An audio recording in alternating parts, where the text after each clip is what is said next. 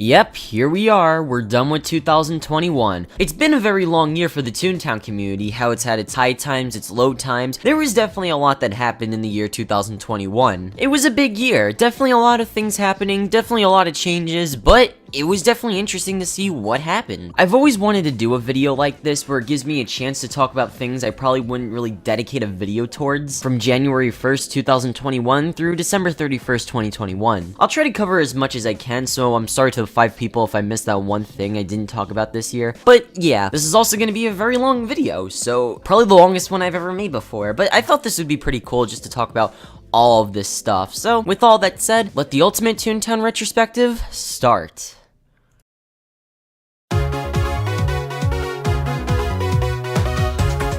January was a very weird month / didn't have a ton going on. Like, wow, who would have guessed the fake video about Toontown Infinite returning wasn't real? Shocker, I know. It's funny because the official Toontown Infinite account that hasn't been touched in years came back from the dead just to say it wasn't returning. I mean, yeah, it was clear that was going to happen to begin with, considering the fact they're using footage from Tooniversal Studios, but I found it weird that people just keep trying to revive this dead revival that was supposed to be reviving a dead revival. Toontown Fellowship, Toontown Infinite Returns, Toontown Infinite Offline, Toontown Infinite 2021 are pretty much all attempts bringing back Toontown Infinite. Fellowship is an exception, but guys, please, as good as Toontown Infinite was for its time, it should just stay in the past already. It was a good game, but it's not coming back, and it should really stay that way. Also, Funny Farms officially disabled their Discord and are no longer doing updates anymore. I know the date is December 31st, but shush, let me talk about it. It's a little bit of a shame they'll no longer be working on the game, considering they had so much potential if it was worked on more. A brand new game about a playground Funny Farms was so cool, and the idea was pretty much there. A single-player Toontown game. While it was unfinished, it had something. The game, if you downloaded it, feels like a demo of some sort. Like, all you can do is just play the task line, and that's really it. Honestly, it's just a shame because I loved what I played on Toontown Funny Farms, and it just breaks my heart that the game will no longer be worked on due to a lack of resources supporting the game. I hope one day they decide to make a comeback and maybe finish it, considering this has been like an on and off project for these guys for years, but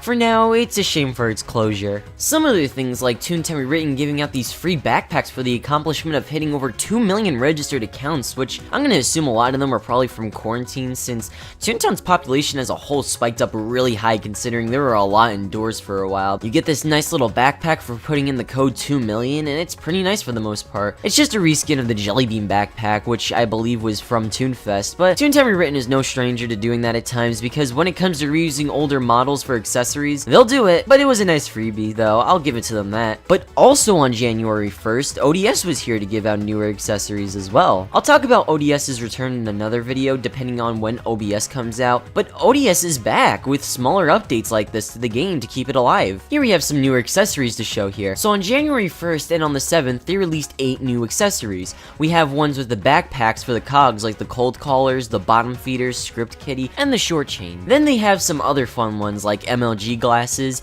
It goes great with the Reddit shirt. I can naturally be a Redditor on Operation Desert Storm. Next we have this blue hat, which is from some anime I believe, but I've never really heard of it before. I'll probably be corrected in the comments about it. A pizza hat, and a soda drinking hat from that one episode from SpongeBob. These accessories were really cool and they gave you a reason to get on for the night and have fun with them. Glad ODS does little things like this in the meantime, since they have a bigger update coming out that's called OBS to help kickstart ODS again. So whenever that time comes, I'll be excited for it to happen. We also have some other announcements about Cog Invasion making a comeback. Well, kinda. Well, it's been in the works for a while. I don't know what's going on with it, but it's back. They've announced that it's coming back in a newer engine, G-Dot, and that's really it. We've been given some updates regarding its progress, but it hasn't been a lot.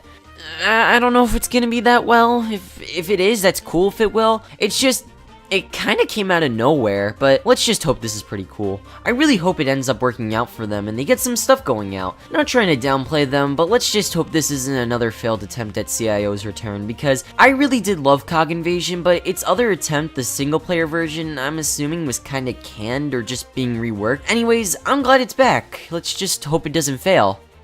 On the contrary. Toontown Sugar Rush. Toontown freaking Sugar Rush. My goodness, I've been ready to talk about them. This has been a really strange Toontown server, considering with everything around it. Not too many servers out there even like this server either, especially Tooniversal. They were kinda just like... almost there, Squidward. Come look. Don't that look appetizing? Good, sir.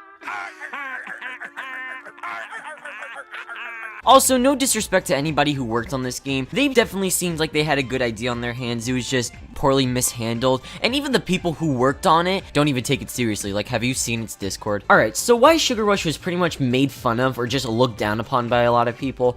Well, first off, whether people want to admit it or not, this game was most definitely a rival towards Tooniversal Studios, because this game was made by former Tooniversal members. So, in a nutshell, the Tooniversal team was just not happy with how things were running in Tooniversal. So, when the departure of some of the Tooniversal team, they decided to go make their own server. Originally, and most oddly enough, they went to go for Toontown Galaxy, but that didn't last for very long, and they would go on to make their own one called Toontown Sugar Rush. And starting out, it was okay. It just didn't seem like they knew what to do or even start with the project since they were relatively new to this, but around a month or so, it started to pick up some steam. I feel like another key factor of why people wanted this game to succeed was the Tooniversal leak. I'm not gonna get too into this, but I remember 2 hours after I posted my Tooniversal video, I was basically told about something that was going on with Tooniversal.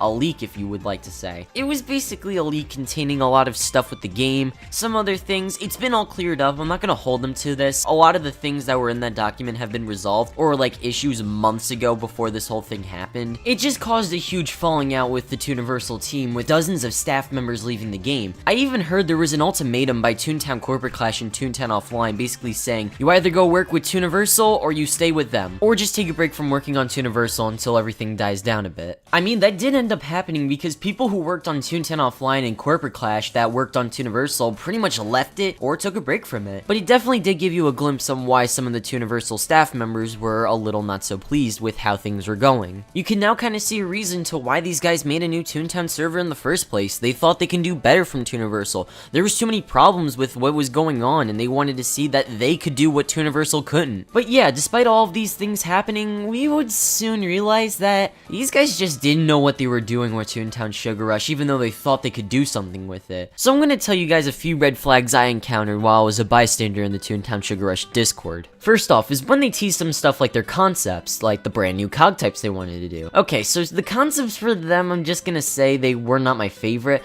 Some of them just looked like reskins, like the tier 1 cog, the handyman, and bird dog. Some of them looked fine, but if I'm being honest, they didn't look that good in my opinion. Also, some of the names aren't even that good. I feel like this should have been the first red flag when they couldn't even figure out cog names right. This was going to be a construction cog type, and that's actually not that bad of a concept, you know?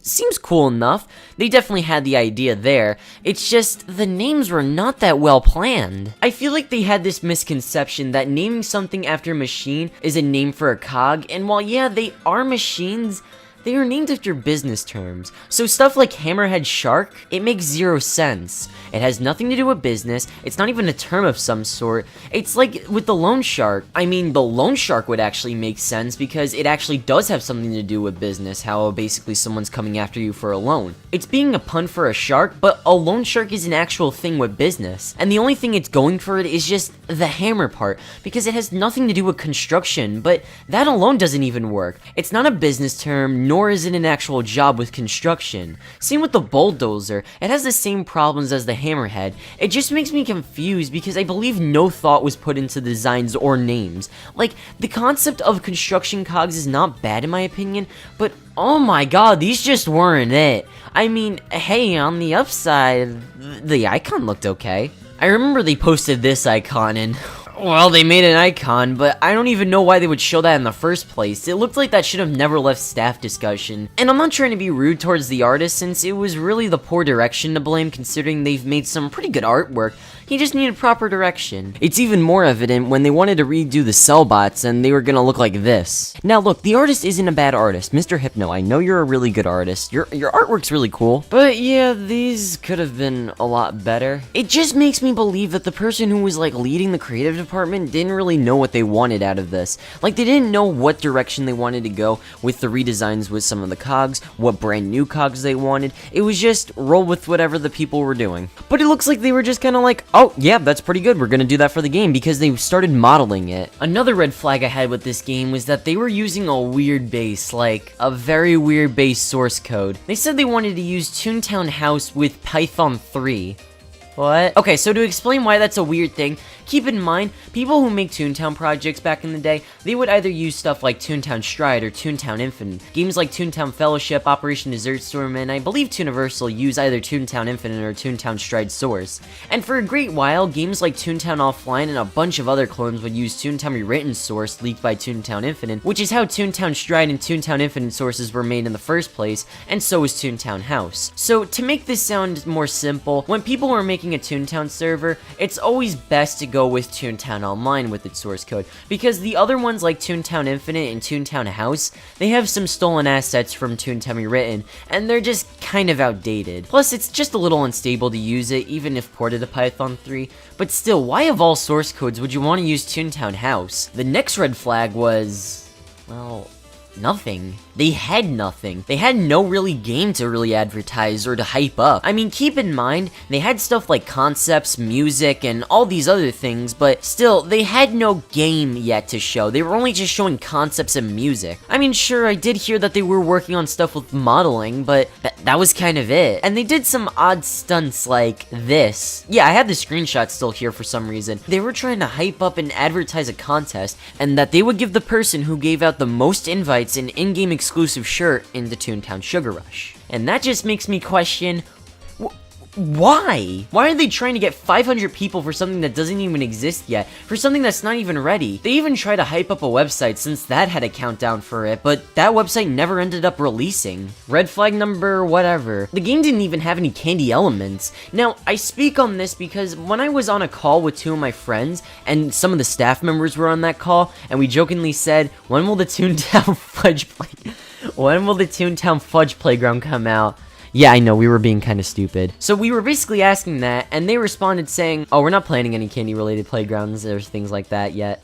What? If you're making a Toontown candy-related game, it's obvious something like that is going to be in the game. It's like making a Toontown server called Toontown Construction Zone or something like that, and while making the game, it has nothing to do with construction or no construction playgrounds at all. And it's basically just regular Toontown. You see the problem with that? And even in the launcher, they did have other candy-related things. They had a website plan which looked kind of similar to Tooniversal's website. But yeah, some of the other concepts I found, while not bad, just felt very off for even Toontown. So yeah, I guess all of these factors is what made Toontown Sugar Rush the game that was going to rival Tooniversal and show that everybody who formerly worked on the game to show that they can make something better to a game that was never meant to be. However, here are exactly the reasons why this game failed. So the first huge mistake was, well, going public. Now yes, I know people will think, how will you get the help that you will need? And well, they had it all. If former Tooniversal staff members or even current ones were willing to help support the game, why would you want to go public? Why wouldn't you just want to wait till you have something there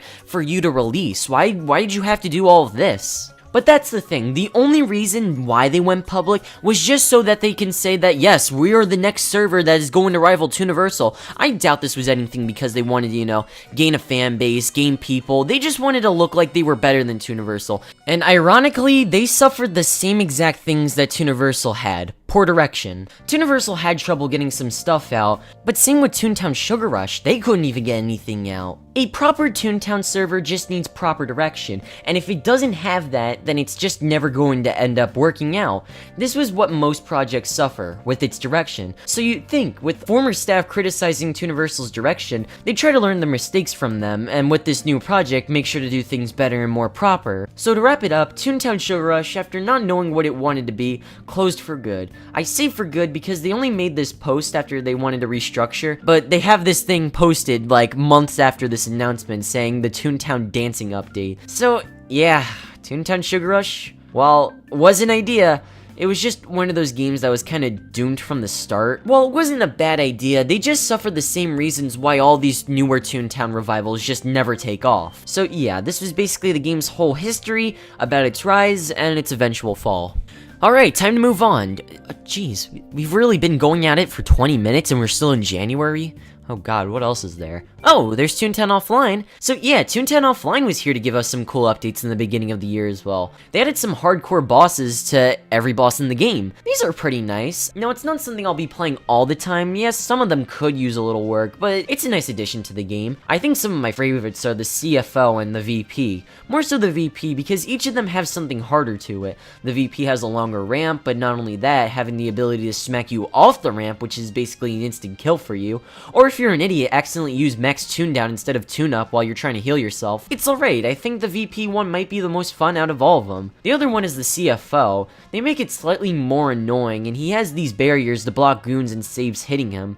The CJ has a spinning evidence stand, and the CEO's just does a lot more damage and stations to hurt him. And also spaced out the stations for you to hurt him. For something like fun, these are actually pretty cool. I don't know if I'd prefer these over the originals, but I love playing the harder VP. Like Universal and Toontown Fellowship, while they were nice, Offline does a pretty nice job remixing them. I'm glad they're doing stuff like this to keep the game fresh, and something fun to help revisit the bosses. But not only this, they released something that was an Easter egg. Typing in TP Cellbot HQ F, you get teleported to Cellbot HQ in 2021. Let me explain. So there was this video called Cellbot HQ 2021. This was a video posted well over 10 years now by somebody playing a mod of an altered Cellbot HQ. It's been a running joke because 2021 was coming up, and I guess they made this Easter egg. This is pretty nice. You get to roam around and pretty much everything from that hack is all here. It's a nice place to just run around and do whatever. The whole mod itself is very strange. Like, you have the VP dead over here, and inside the lobby you have like the CEO table with this mini CFO, and the CEO is in the VP boss battle. This was a pretty funny Easter egg they made, for it being just a joke. So, January was a month. Needless to say, it wasn't that much of a fun month, but hey, it was my birthday that month, so there was always that. Really, all that happened this month was just smaller things,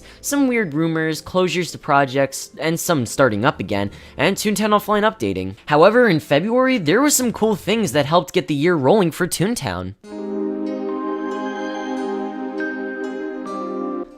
February.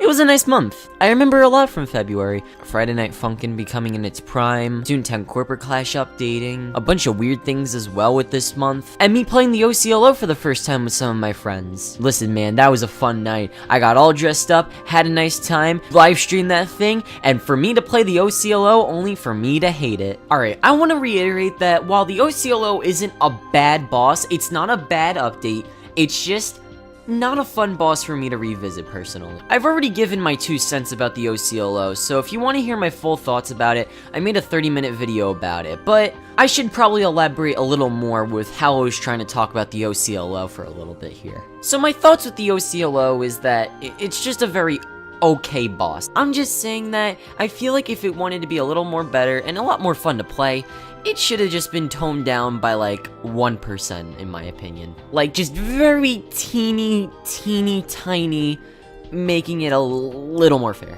1 round is really all it takes for the litigation team to pretty much wipe out your entire team, and it's just constantly annoying having to deal with that. I feel like there's hardly any strategy sometimes with this. Not to say there's no strategy at all with the litigation team. I feel like half the strategy with it is basically pure luck. It's like I get comboed by the litigator and the stenographer, case manager, you know, I get comboed by all of them, not to mention the other cogs there, and then yep, I'm dead. And what could have I done in that situation? Hardly much, unless I had some unites. And yeah, I'm fine with the fact that you have to, you know, carry some unites on you just in case anything like that. But a lot of this boss just feels very punishing. And I don't know, after, you know, everything's said and done, you tried your best, got a good group, but, you know, all didn't go according to plan. I don't know, just something about that just doesn't make me want to try again. It just makes me feel like I'll live without not playing this. But that's the thing, I couldn't live without myself not playing this. I really wanted to beat this badly, but, you know, after beating it for, you know, the first time, I really have no reason to play this ever again. The 4th realm, while it can be fun at times, you know, keeping track of everything, it can definitely be very nerve-wracking at times with, you know, not wanting to mess up or anything. But it can definitely be a pain to get to this round, and it can be an even huger pain to just lose this round. I don't know, it's not like one of those tough mini-bosses, which while yeah, were hard, you still could just have fun with it and casually, you know, go through it, like Counterclaim, the Witness Stand boss. Yeah, they did have challenge to it, but you know, at the end of the day, they seemed pretty fun to, you know, try out and beat. Where it's challenging indeed and hard, but it takes some understanding on how to beat him for the most part, and can be fairly alright, even a little fun to fight. Even when you die to these bosses, I still kind of feel like, well, that was kind of my fault. I just feel like we didn't focus on him enough into killing the cogs. But, you know, I definitely felt like those kind of bosses were done right in my opinion. And trust me, I know, I've heard your comments, I should practice it more, get higher laugh, and I definitely have, I've tried that, but even when I did, I just couldn't click with this boss. I think it's okay, it's just not for me, you know. I will say some of the designs, cutscenes, and all this other stuff they did was really cool. The comics they made for Build Up I really liked. I have to say the designs for the litigation team are probably one of their best designs they've made for some of the cogs in the game. The music is also pretty alright as well. I definitely do like some of the other things they did, and the cutscenes I have to say are pretty nice. However, with this 1.2 update, there was definitely some other things along with it. They redid stuff like the Yayyyy I, which at first I wasn't that big of a fan. I thought it was okay at first, but you know, it grew on me, and I thought there could have been some tweaks with it, but they ended up doing those tweaks, which I'm glad they did. Stuff like the sticker book being a little bit different, organizing racing, trolley, fishing, and golf in one page, which was also pretty nice. They also gave the gag shops its own unique theme, which is actually really cool. All of them sound pretty good. Some of them I was kind of mixed with, but in the end, they're actually not that bad. Also in the 1.2 update, there was also tumbles here for you to do some tasks with. Basically for each playground, Toontown Central, Donald's Dock, and you know, so on and so on, you'd have tumbles here at each playground for you to do each task. He'd give you stuff like emotions here, and you know, some other cool stuff. And you know, all stuff like that has been really cool with what they did with 1.2. While I wasn't the hugest fan of the OCLO and thought it was okay, 1.2 for the most part wasn't bad. It might have not been my favorite, and while yeah, the OCLO and some other things regarding it weren't my favorite things, it was definitely an okay update. Toontown Offline is back at it again with another update, being the 1.0.5.0 update, and there's, well, a ton here. Most of it is improvements with codes and other little things like that, but some highlights over here is with the outskirts of Toontown. What's really cool is now that you can change the themes to it, like a playground theme like Donald's Docks, Mini Melody Land, The Berg, Daisy's Gardens, and Donald's Dreamland, with all of them having their own custom music and layout as well. All it's here is for show, but hey, it's a nice for fun feature. They have a newer mode, teased a newer mode for the Cellbot, having its own party game being Cellbot Showdown, with kinda like Courtroom Catastrophe. However, it's not out yet, and it never came out. I find it odd that they teased it and never really, you know, released it, but to be fair, it could have been that they got distracted with some other things to do, but Cellbot Showdown is probably what I think gets the VP on the other side of the opponent's area, like a tug-of-war style. I really do like that idea a lot. I just really hope it sees the light of day, since I like these party games with the bosses. I think it's really cool. They also made Mickey playable, but like, he does the Toon animations. Like, he does every animation a Toon does, so he does the Toon dance, running, gag attack. It's basically as if you took the Mickey model and gave him all the functions and animations a Toon would have in-game, which I think is really cool. They also made some improvements to Courtroom Catastrophe, adding a sudden death and some other tweaks to it, and some new magic words. So just an update that added a lot of improvements and some other smaller features towards the game. So yeah, not a lot happened this month. I talk about the Valentine's Day updates, but honestly, what is there even to talk about? Like, wow, close on Valentine's Day? Really, the only noteworthy thing to say is Operation Dessert Storm updating its logo for Valentine's Day, which is nice. They've done this for pretty much every holiday, Halloween, Christmas, and now Valentine's Day, which I think is pretty cool. Nothing really much in game, but I don't know, let's see what Toontown Written is up to. Oh, Toontown Written, you doing okay? So, while it was in virtual learning with school, which, yeah, remember when schools did that for a little while, everyone on Toontown Written was shocked about a certain Peach Dog raiding Toontown Written. So, coming on, here's what happened. A hacker named Peach Dog used some hack which caused his Toon, which, get this, called Peach Dog, to make clones of himself, and his Toon would go in a circular motion inside of Toontown Central in the game. This got a lot of people talking for a few reasons. One, seeing someone hack Toontown Rewritten is really rare to see, especially when their security is strong enough to the point where it's prevented a lot of people from using hacks over the years. I definitely want to say I feel like one of the last hacks that ever happened to Toontown Rewritten was like all the way back in 2016 or 2017, but regardless when it was, it's just known that hacking Toontown Rewritten is just not easy and is not really something common to happen. While it did start small with the Peach Dogs just having a tune in a circular motion, it then did that, but with them all expanding and then all coming close together.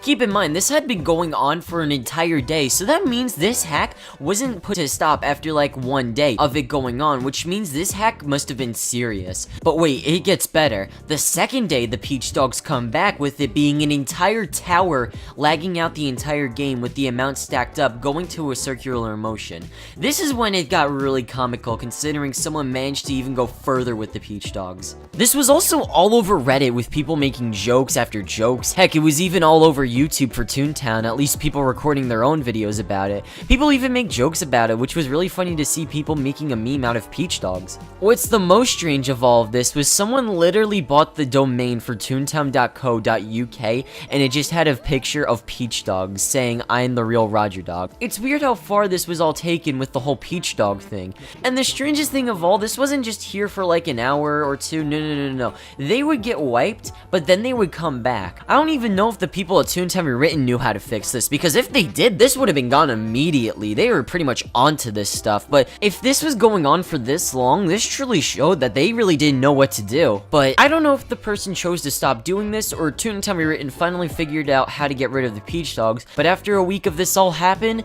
it was no more. So yeah, this was pretty crazy for Toontown Rewritten, considering something like this just happened out of nowhere. As suddenly as the Peach Dogs appear, they just suddenly disappeared. Oh yeah, March kinda happened. There really was not a lot when it came to March, like, nothing much happened. I guess it was kind of a slow month since there was work going on behind the scenes with pretty much all of the servers. Yep, Anthony is trying really best to talk about Toontown in March. Well, Operation Desert Storm had something going on, like something going on in Donald's Dock. The music is now different, and exploring the rest of the area, it's basically the same, with its street music and interior music all being different.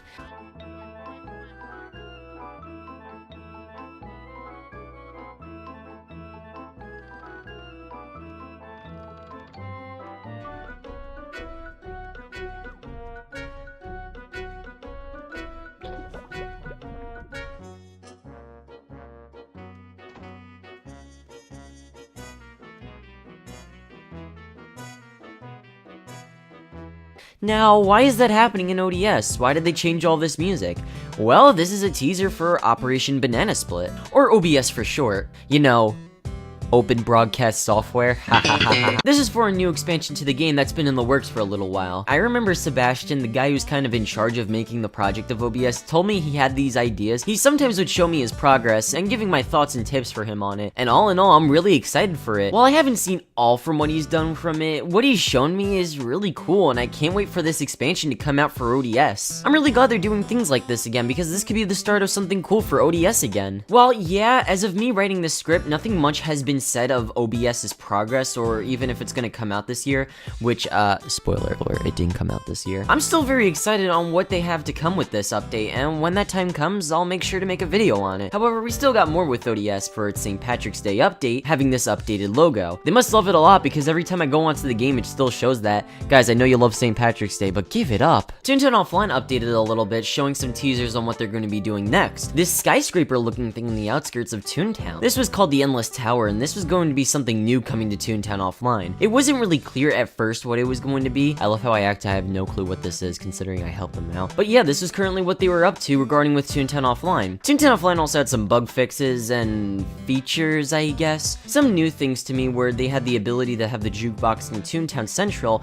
and in the outskirts and a few other things. One thing I really thought was funny they did was going into Toontown Central, there's this Easter egg to make the Peach Dogs appear, like in Toontown Rewritten. Yeah, Toontown Offline made a Peach Dog Easter egg in the game, which I have to say is like a very funny Easter egg they made. It also lags the game a lot. I mean, it's to be expected, yeah, but still, it's a nice joke they made. And And yeah, you could tell I was struggling a lot to talk about this month in March. March was a really slow month to say the least. Like, literally everything I talked about were just things being teased or just a very, very small St. Patrick's Day update and Toontown Offline updating a little bit. You'd probably think that this year would probably not be it for Toontown. Like, yeah, some things would happen here and there, but for the most part, it's probably just gonna be a lackluster month with, you know, not too much going on. Considering that the first 3 months didn't have too much going on, you'd think it would just be sort of an empty month. But how wrong you would be, because the next month was jam-packed with content.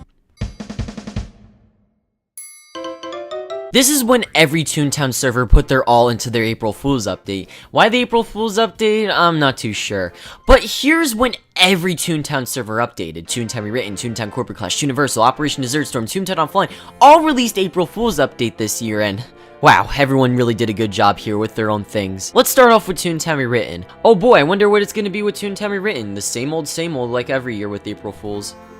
No, actually. They updated the game, and they added quite a lot for their April Fool's update. So stuff like the buildings rising are here and still present in this update, which is pretty nice, which is here every year. For like every 3 minutes they would rise and it would just give you a higher jump, and then it comes back down, and that's really it.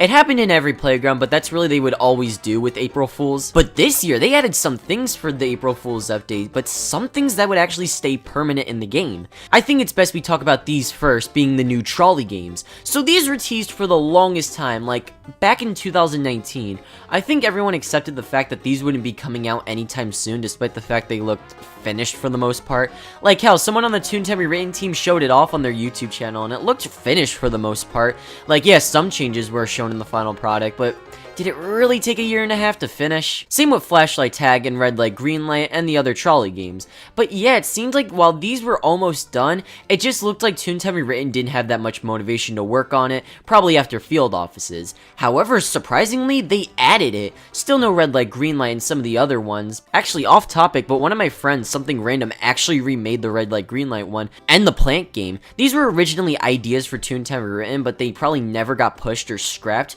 But his recreation of them are really solid, and he even showed me his progress while making these. But getting back on topic, Doodle Roundup is a really fun 2-player game. Oh yeah, I forgot to mention, both of these you'll need a friend to play with, so like 2 or 3 people for you to get these games. But Doodle Roundup is actually really cool. You get this nice cutscene of all jumping out of the pet shop, and with your whistle, you need to get as many doodles as possible into your tunnel before time runs out. Sounds familiar, right? Well, it's because it's literally kinda the same thing from Club Penguin called Puffle Roundup. Just get as many puffles in the pen as possible. It's the same thing here, but it's player versus player and you're under a timer. It's a really fun trolley game. It took a bit of getting used to play this game, but overall I think this is a fun newer game. The next one is Flashlight Tag. So this is a game you can either be the hider or seeker. So the hider gets like a bigger version of the map and can run away from the seeker. However, the seeker has less of a vision and everything is black. However, when getting close to the hider, the music will start to change and it will tell you if you're getting warmer or colder near the player.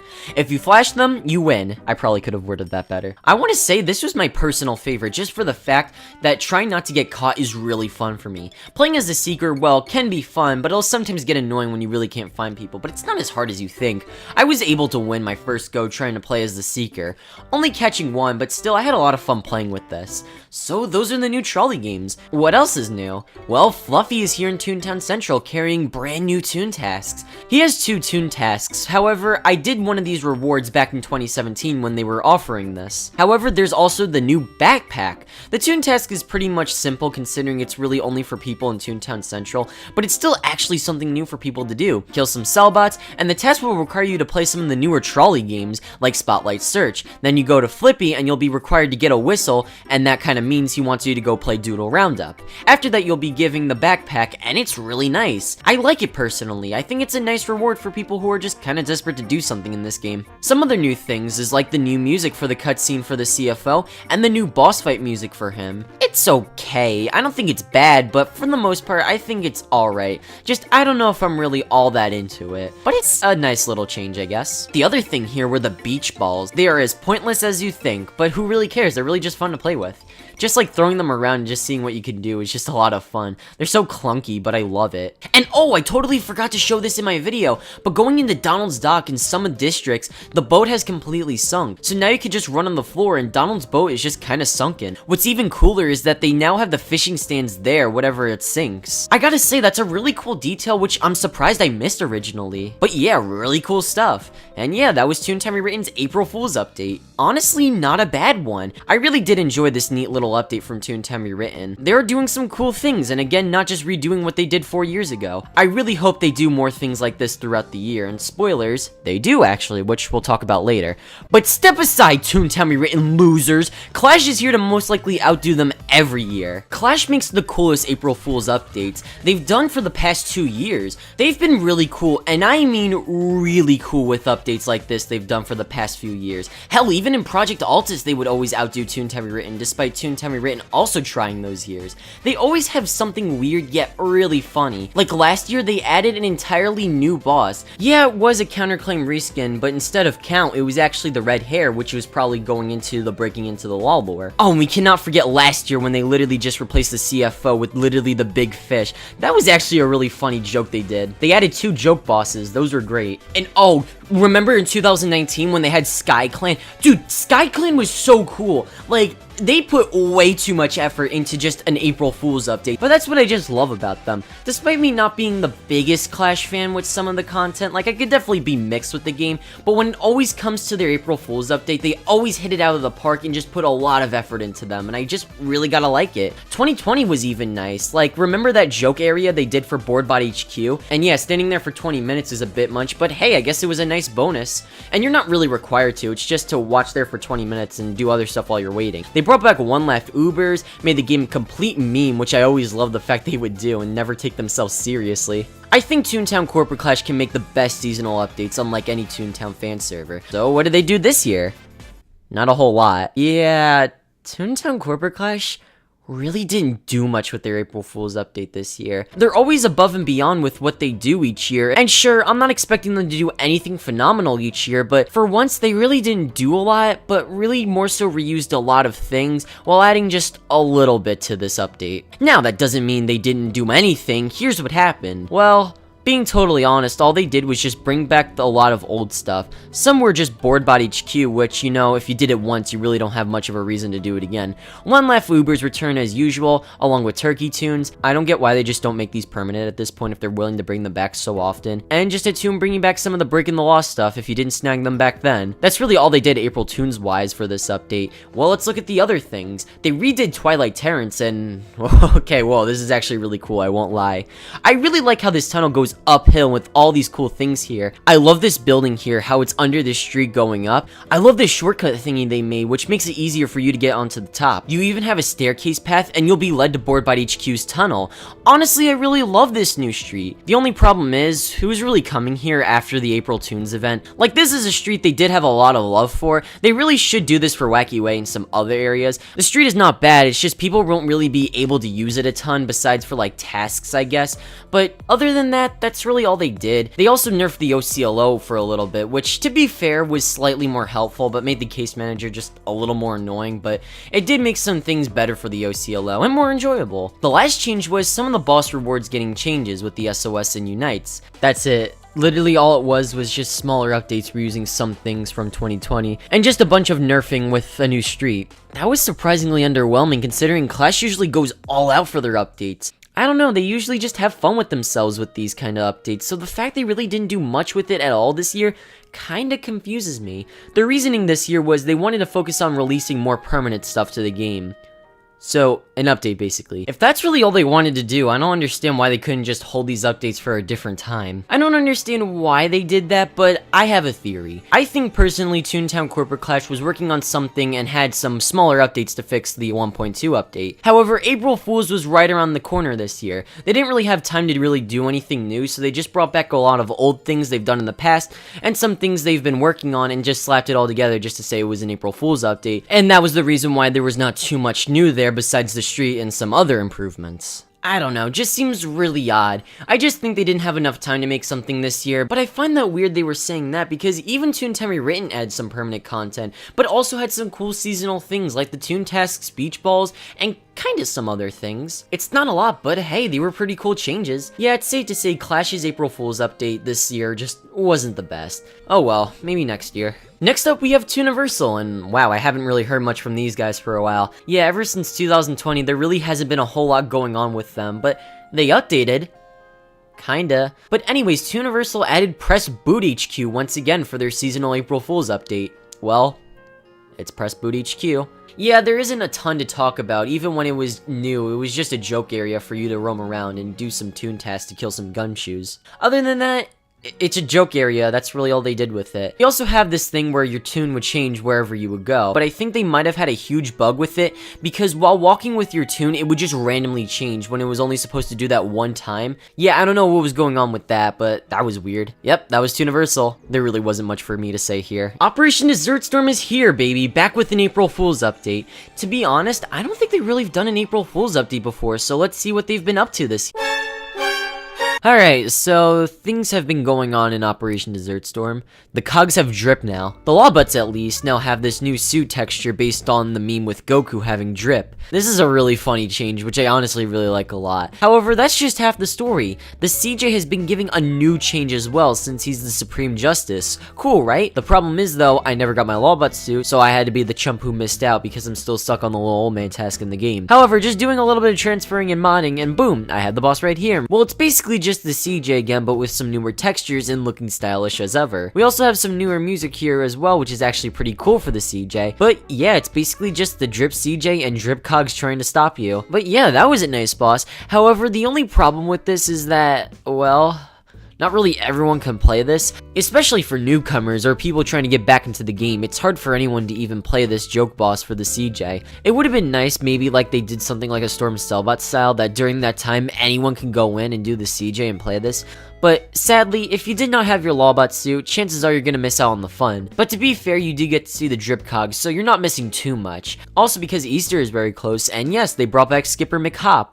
So yeah, this guy will be here in Toontown Central, and finding some eggs, you can get some clothing for him. He comes back every year, but I guess I now have an excuse to talk about it. Funnily enough, for the longest time, this was one of the last things ODS did before going dark about newer stuff. But yeah, the textures are okay, I guess. They have some nice shirts and whatnot. I mean, they could have been better, but like, it's okay. So that's really all they have, and I guess it was alright for the most part. Nothing mind-blowing, but they had a lot of fun with themselves with this update. Toontown Offline did something new this year. Usually they don't do a whole lot, considering usually what they do is just the Cogtown mode they usually do, where it replaces all of the NPCs from Toons to Cogs. It's pretty fun, I really liked it. It's just something funny and cool to see with everyone being a Cog. However, Toontown Offline, while it didn't do a whole lot, did something that actually, in my opinion, is very, very cool. So remember that fake hoax someone made of the Cogs called Cogtown, showing it having a Toontorial?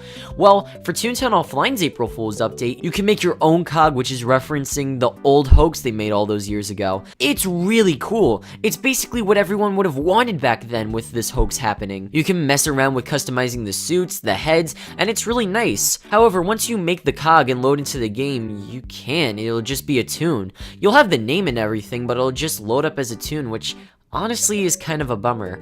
It makes me wish that I could basically have my own customizable cog for the day. I mean, in fairness, this was a feature that was rushed to meet the April Fool's deadline. This was literally pushed into the game literally minutes after April Fool's was over. While yeah, by the time it came out, there was really no way of playing it, but all you really need to do is just change your clock to April 1st and you should be good at playing it. Still though, maybe like next year if they could at the very least make it so when you load into the game, you'll load as a cog, because landing in as a toon with a name tag seems a little bit weird.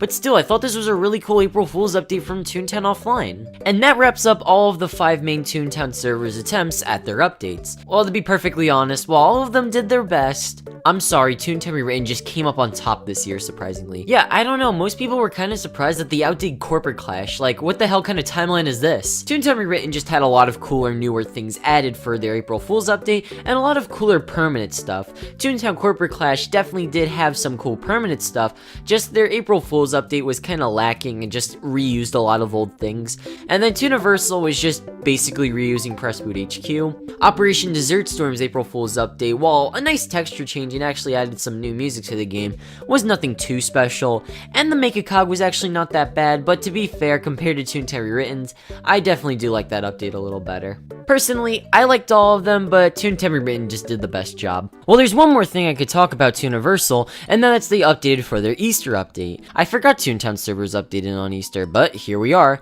So really all it was basically the bunny is back from Fluffy Farms. Yep, that's kind of it. He gives you some tasks, and that's really all with him. I never finished them for the most part. They were an okay distraction. However, this was also from last year, so really nothing new with what's up with Tooniversal during its Easter update. And yeah, I know they have like a small team now, but still, there's just, you know, nothing too much going on with it, but oh well. Other things we have is Toontown Corporate Clash's partner program, and I don't know how to feel about it. Like, yeah, they made one good for them. I always knew they could do it, but like, they're good for people who are starting up with YouTube and streaming and stuff like that in the community, and helps get them out there a little bit. But honestly, I don't know if I would really have much use for this. Well, let's see what they have. So some things they have is access to the partnership program Discord for, I guess, discussion for stuff coming up. I guess that's something I'm pretty sure every partner program should have, so that's cool, I guess. You get an in-game badge showing that you are official, some exclusive codes for cosmetic accessories, and other things like that for you to share with your audience. I'm assuming these are like things for giveaways where, I don't know, they give it out exclusive shirts to their fans if they really want to win a raffle or something. Okay, I'll admit, that's a little clever and cool. Direct access to Toontown Corporate Class resources such as logos, in-game images, sound effects, and more. Okay, so I don't know what they're referring to. Honestly, the first half, I'm going to be honest, you can just get these from the game's files or Google. But the stupid renders are behind the damn partner program. I wish that didn't have to be closed onto a partner program. I'm just saying, getting anything that's a render for Clash is impossible unless you get really clever. I just wish they would release renders for the public, that way any content creator wants to use ones they made, since it's not easy to get good pictures of the cogs in games. You can't just use Obi or out-of-body experience in the game. Basically, games like Toontown Offline, Operation Desert Storm, Tooniversal, it makes it way easier to get close-ups of the tunes or backgrounds, or just other things like cogs, and while Toontown Rewritten doesn't have that, at the very least, you have the option to go into first-person mode in the game. Clash does not have any of that, so trying to get any picture of something specific in the game is near impossible, unless it is your tune, but even then, that's a little hard as well. So trying to get a picture of the cogs, your tune will be in the way, and same with the backgrounds. I just wish Clash could give renders like this to the public and pictures like that to everyone, and to the partners, exclusive ones like these ones right here. And yes, I know, quickly, let's talk about how they did release something like that on their website, which this is exactly what I want from this. I think this is very helpful towards the community. Yeah, it only does to your tune, but hey, I'll take what I can get. It was really hard for me to do renders of my tune before with this. You can get all these cool poses and these nice things to use with them, and they look super clean. Here's my problem though. It was only up for, I want to say 3 months, and then it was taken down for good. Going to the link is just redirects you to the website, so now this tool that was supposed to be a solution is most likely gone for good. I don't know what happened to lead them to just getting rid of it that quickly, but it seemed like everyone liked it. If it was because of some simple solution or some web problem, I'm sure there was plenty of web devs to fix it, but it's no longer here for some reason. So yeah, they were on the right direction doing this, but if they fixed the problem, maybe even add some cogs to it, maybe I think this would be really cool. Having your name and platform listed on the partner program pages on the website. Again, these are really cool perks for anyone who's trying to grow in the Toontown community. However, I want to say the mature section, clicking on the content creator and looking at this, oh come on guys, of all cogs you use, the shyster, I know that might have not been intentional, but in my opinion, I don't think the words mature content and shyster should be in the same picture. But yeah, it was a nice way to advertise everyone here. Then you get stuff like promotions on Discord and Twitter, and that's pretty much the partner program, and yeah, it's okay. I just don't really see a use for it, since preferably, I don't know if I just really need it. Plus, I'm very sure Clash does not mont me there, because I'm pretty sure they're probably still mad at me over the time I said 1.1 was a 7 out of 10. Plus, I really wouldn't want to be under a partner program. Yeah, if it seems like your thing, then go for it, I guess. It seems like a lot less strict than the Toontown Rewritten one, so if this seems like your thing, and that you like Toontown Corporate Clash a lot and want to grow, I guess go for it. Then we got what Toontown Rewritten was up to, because they were up to some stuff. Man, this month had a lot going on. So another backstage Toontown Toontown video happen, which is always a treat to see what's up with Toontown Rewritten. They go over the April Fool's update, give a refresher on what's going on with field offices, and showing that everything's going well with the development, saying how there are things for the update that are pretty much almost done, as the percentages have been going up. Saying how things like the exterior rooms, maze game, ice game, boiler, and hideout all have had a ton of progress done to it. Also, thanks Toontown Gamer for rounding up all these percentages, saying how they were all 83% done with this update. It's cool because I'm glad Toontown Rewritten was beginning to be upfront with what's going on with the game. It shows us that field offices were nearing completion and that it was coming. So that was a really nice update to hear that could potentially come out this year. In other news, Toontown Rewritten fixed golf, saying how the bugs were all good and that they should work for everyone.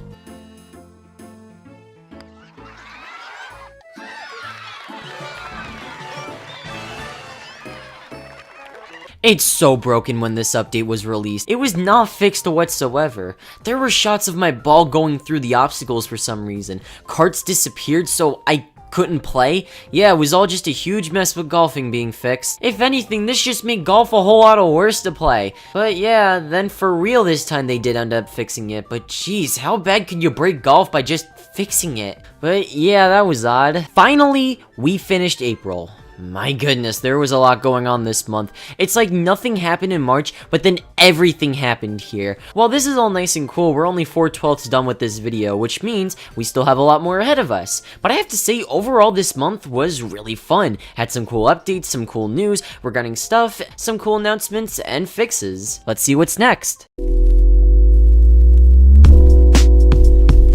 May was definitely a month. While it did have a lot going on, just wasn't anything too special. Everyone was still kinda hot off of what happened back in April, so it's best not to expect too much happening right after. So some of the things that did happen was the Toontown Offline options revamp. Toontown Offline for most of this month has been really doing their own thing when it comes with updates. Like they're never really specifically focused on one thing besides like SOS, but most of the updates are just things they really feel like adding or will just happen to be in the update, nothing really dedicated to one thing. However, the options update was a brand new dedicated update to Toontown Offline, which, get this, updated how the options were from Toontown Online to make them way better. Now, revamped options or an update regarding them is nothing new. Like, be real, every Toontown server has some kind of option. Now, earlier this year, kinda Toontown Corporate Clash changed its options because they redid most of it during the 1.2 update, which looked really nice in my opinion. Toontown Rewritten made their own, which I have to say was really well done. So did Tooniversal, but it kinda looked like they did what Toontown Rewritten did, but a little less clean. Toontown Fellowship as well, and again, doesn't look the best, but they have it. Toontown Offline was a little tardy to the party when it came to them making their own, but they've always had it. It just looked like they could have used some work. But that all changes with them showing its options update. So what are my thoughts on it? Well, it's just a redesign and redone update with the options. I can't really give too much of an opinion on it, but here's what I think of it. It's way nicer and pretty clean, just getting everything organized over here. They even have some things that normally would have been had to do in the game's files or like in the launcher, but now you can pretty much access them in the game here, which I really do like. Basically everything is laid out pretty neatly. It used to be a lot weirder and didn't look so good with the presentation, so I'm glad it got an overhaul it needed. Not too much I can say on this update other than it's a nice new update to the options of the game. Now going to Tooniversal, there's something I really did not expect to see. Something that took way longer than it should have, that Tooniversal finally implemented spin. Thank God, man, this gag was shown off in 2018, released accidentally in 2019, and only now in 2021 they finally finished implementing spin into the game. To give a quick refresher why I'm saying the gag was unfinished was because of the gags that were supposed to be in the game, like the merry-go-round and tango dance, they were just squirt. They had the squirt animation and that's it. To put it short, the gag was unfinished, but now it's finally time for spin to release and see what they did with it. I recorded my video the day it came out, and the video speaks for itself. Alright, so, Spin got updated. I wanna show you this. Oh my god, look at this, look at this. Look at this! What is this? What? So, yeah, they added this, update a little too early. However, the update tells us a few things. Spin has some brand new gags that have been replaced with Tango Dance and the Lasso. Honestly, that was probably a smart decision because really, how do you make an attack based on those two ideas? It just sounded a lot more complicated. However, in this video, I show you that Spin is now even worse. Like a lot worse. The Level 1 gag is still a pinwheel when it shows to be a fan, and the pinwheel for some reason is now a massive pinwheel. To put it short, these weren't the correct order for the gags, and they were off by one tier for some reason. I don't even know how this got pushed into the live game, but it's even worse how they push Spin in its unfinished state. Well, just 6 days later, and finally Spin is finished for good this time. All of the animations are here, and everything it was promised to be like is finally all done, and it could be properly put into the game. Well, it's been a real bumpy ride with Spin. I have to say, I'm finally glad it's finished because the track is now actually not that bad. I really do like these animations and changes they did with the newer gags. The spinning top is a pretty good tier 1 gag for Spin, and the animation for it is actually really nice. The fan as well is a nice Spin gag, and that actually makes sense for the game rather than Tango Dance. The animations for both, I have to say, are very sweet, but the one I'm glad they see is finally here is the merry-go-round. I always thought this would have been the easiest to do despite it being the last one added here to Spin, but now it's finally complete, and these newer changes and additions to it are very welcoming to the game, and I have to say, it's really well done. I think this is a very good first step for Tooniversal. For so long, they've been releasing these half-baked updates, then just expect for everyone not to complain about it or question about it because, well, it's a new feature and that they'll finish it later, but I just don't think that's really something you want to do. So I'm glad they've just been stopping for a second and just realizing before they do anything new, just think, oh wait, we have a bunch of other things in the game that haven't been finished for years. It's probably time we best finish that up. I'm just glad Spin's finally finished. I just hope to see more things like this to come out from Tooniversal. We'll just have to wait and see. We also have some other little things from ODS, like something really little, but still cool to bring up. Mickey Mouse has returned to the playgrounds of Operation Desert Storm, which is kinda cool to see. It's only just him, we still have Bootleg Donald over here, but it was nice. I know there's going to be all those people are panicking like, what is he doing in ODS? People for so long have thought that adding the Disney NPCs to the game is going to get Toontown shut down for some reason because of quote-unquote copyright.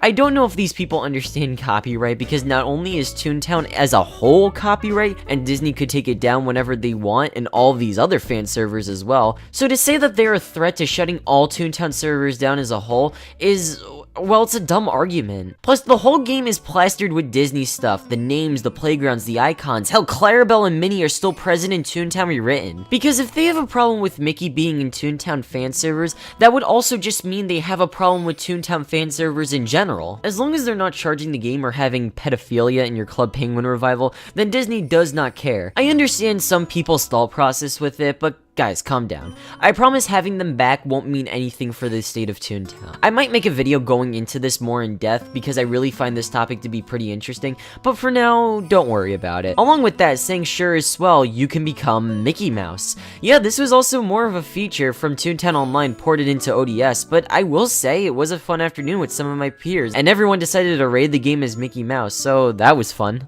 Toontown Offline has done some small updates, with more so improving and adding on to other features throughout the month after the options update. Some of the additions, like with racing, when hitting the control and tab button, you can go in first person while racing, and I have to say, that's a nice for fun feature. They also added some new camera controls, which are actually really cool, so now you can have the camera controls as with your keyboard and mouse to walk. Honestly, this control scheme is really cool to have and to control the game with. It's kind of what most modern games have, and I mean, yeah, Toontown's tank controls are fine, but it's really sweet to play in this kind of control. Other features are like emojis here. Now you're probably thinking, what? No, but like going into the chat and clicking on this blue circle over here, it'll give you a variety of emojis for you to say in the game. Now there are a handful here, but there's only very few, like the Troll Hander, the Supreme Cog Leader, and Sparkles. Yeah, there aren't a lot to choose, but think of it as something to play with rather than a use for them in a sentence. But these are kinda nice, I guess, when you describe something with the game. They've added a few props like the Cog statues and some other improvements, so yeah, nothing too much going on with Toontown Offline with all that. Wait. What happened with Offline and Clash? Never mind, is that a Mickey Mouse?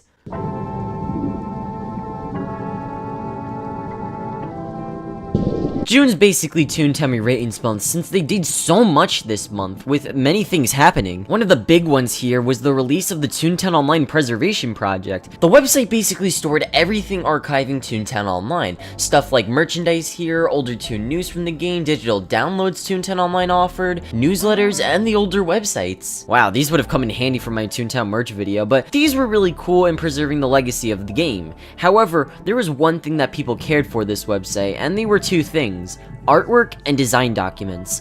For the sake of time, well, this video is already a hell long already, so I'm just gonna briefly go over a few of these things here, and some of the things that made the preservation project so exciting for so many people. Starting with the artwork channel, you can find so much that everyone started to freak out about, like avatar clothing concepts showing clothes for stuff like Donald's sailor suit, some other similar looking clothes in game, and some other ones that never made it out. The next one here shows that clothes that actually look like in-game models. However, in modern day Toontown, none of these made it into the final game. While these are cool, none of them compared to this: a city render. An area that looks familiar. Well, if you look at the first ever Toontown picture, the backgrounds and even some of the things here, like we briefly see Toon Hall and some of the trees and stuff here, match this area. Something we never knew about was the building the Ritz-Carlton. This area gives us such a better view and idea what the main playground was originally going to be, a city-like Toontown hub. The Toon Hall looks much different, just being called City Hall and having a back entrance. This whole section, I'll be honest, gives me more Roger Rabbit vibes. I think this is what they were going for originally, and wanted to. We have these buildings over here in these areas, and I have to say, this looks really nice. It makes me wonder what they would have done with this area with stuff like the hotel and stuff with the buildings over here. Well, if you thought that was cool, we even have more stuff from Toontown Alpha. The picture shows the yayyyy UI is in another form in Toontown Alpha, and gives us a little more of insight about this. So, it looks like they would have changed the UI as a whole, a way to throw out gags, the banana peel being a throw item instead of a trap item, the small magnet being the first gag, and the colors for them all being different in the book. Even stuff like lure being first instead of trap, which I'm glad they fixed that in the end. And tune-up is just called heal at the time. It's a really cool screenshot to see where they were at with the time with Toontown. Next, we get a better view of the street. That's still the beta street from Toontown Central. It was cool they added these pictures for its alpha, but that's not all. Next, we have a menu system, and wow. Wow, you can tell this was from Alpha. The buildings and stuff and all of this here looks really early. Stuff like friends, chat, the sticker book, and viewing the gags, but over here they're just called jokes, would all be in one menu over here. And the icons look really cool, and yeah, they were basically screenshots from Toontown Online when it was in development in 1999. One more I almost forgot here was a features pitch, showing some more things with beta. One of the same pictures without a menu, an older version of the Toontown Online logo, a really early Make-A-Toon, and a trolley game that looks similar to the race game, but a very early version of it. And yeah, those were everything regarding Toontown Alpha. While yeah, we still don't have any way of playing this, for the longest time everyone thought that we would never find another Alpha Toontown screenshot, and you know what? It almost seemed like that was the case, but look at us finding well over 14 new screenshots of the game with Alpha. Might not be a lot, but hey, it's something new after all of this time. Other cool things here are like the online themed park. This was an idea back when Toontown Online would connect with games like Pirate Online, called the Gateway. This was a scrap piece of content with the game that never saw the light of day, but from the concepts here, this probably looked like one of those ideas they had before its eventual cancellation. Some weird things being the suit and avatar customization. We have the cogs here. They were never used for anything. The cold collar and downsizer here are present with some slight changes, but these two are original ones we've never seen before. Also, my friend remade the Cashback guy who thought was cool, but even more cool was that in these documents, they contained scrap cogs being the head honcho, the blowhard, and the kiss up being 3 scrapped cogs. We have the suit models, pictures of the older textures for them, high quality photos of the Go and Cout and Chicken tunes. Something I'd hate myself for looking over is the original Toontown Central concept. This is what everybody was wanting to see for the longest time, but for some reason Toontown Rewritten was just like, yeah guys, we have this concept you never seen before and we won't release the original version instead of this. But yeah, I'm glad this is here after all this time because this looks gorgeous and shows what they wanted to do with the original Toontown Central. There was also this one which was fairly unknown what this was, Scrooge's Vaults. So it shows a concept of the big cheese here and the Mr. Hollywood in a distance. Scrooge McDuck is locked in a cage with the Toons over here seeing these cogs about to attack them with the pie in their hand. I don't know if this was the original idea for the final boss, and if that was, Wow, how underwhelming. But I don't think this was, though. I don't know, something tells me this wasn't going to be exactly that, but who knows? We have some train concepts, and we even have Toontown 2 concepts, which is cool. Stuff like costumes and other cool things like a Toon police officer, a clown, and these other concepts were actually really cute. Going to the design documents, it's just a bunch of things regarding with the game's design. Won't go too in depth with them, other than that they're really cool to look over. Showing the plans for Toontown Online, like what they wanted to do after field offices and how they wanted to reveal the Supreme Cog leader, which would have been really cool. It looks like they got halfway with that plan though, which sucks.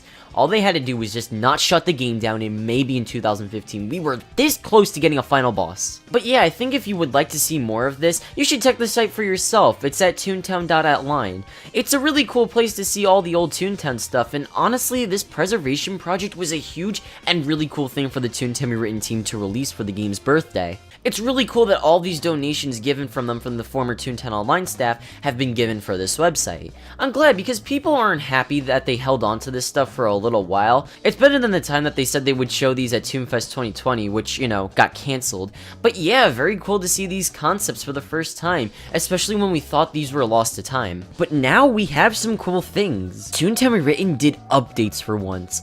Now, some of the few things they added were sprinting, which finally about time they did. I'm kinda glad that other Toontown servers have added this feature.